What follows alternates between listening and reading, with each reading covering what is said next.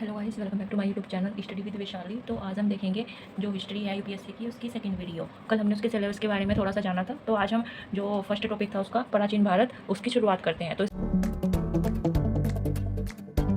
इसके अंदर हमें 10 टॉपिक पढ़ने हैं, जो कि है पाषाण काल, हड़प्पा सभ्यता, ताम्रपाषाण काल, वैदिक संस्कृति, बुद्ध या महाजनपद काल, मौर्य काल और सेकंड सेंचुरी बीसी और थर्ड सेंचुरी बीसी। और उसके बाद हम पढ़ेंगे गुप्त काल, गुप्तोत्तर काल और पूर्व मध्य काल। ये सब हमें प्राचीन भारत के अंदर पढ़ने हैं। अब हम इनको पढ़ेंगे कैसे, इन सब टॉपिकों को? जैसे कि हम उठा लीजिए ये मौर्य काल को पढ़ेंगे, तो ये कब से है? 322 बीसी से लेकर 1858 बीसी, इसको ईसा पूर्व भी बोलते हैं बीसी को।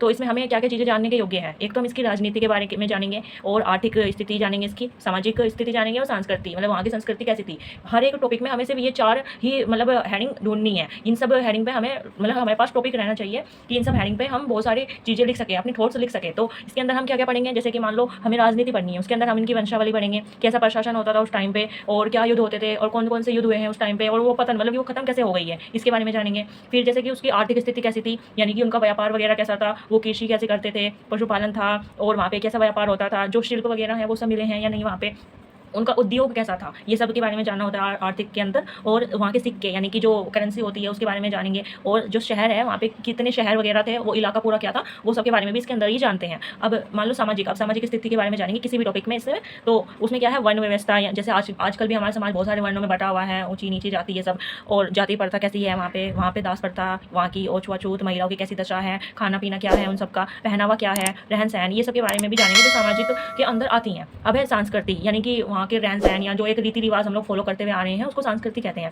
इसके अंदर हम जानेंगे धर्म क्या है, वहाँ पे क्या क्या धर्म मानते थे लोग बाग, भाषा साहित्य कैसा था वहाँ का, शिक्षा विज्ञान कैसा था, कला कैसी थी वहाँ की, और जो स्थापत्य वास्तुकला यानी कि इमारतें क्या है वहाँ की, मूर्तिकला, चित्रकला, जो संगीत वगैरह आजकल है वो भी बहुत पुराने से चलते आ रहे हैं, वो सब वहाँ का नृत्य, जो डांस वगैरह है, ये सब उन सब के बारे में भी हम जानेंगे। तो जो भी हमारा प्राचीन भारत है उसके अंदर कोई भी टॉपिक होगा, हमें उनको इन 4 टॉपिक यानी कि इन 4 हेडिंग में बांट कर हमें उसको पढ़ना होगा। और जब हम मेंस में राइटिंग करेंगे तो इन्हीं सबको हेडिंग देके और उसके डिटेल हमें देनी होगी। तो आई होप आपको ये सब समझ में आया होगा।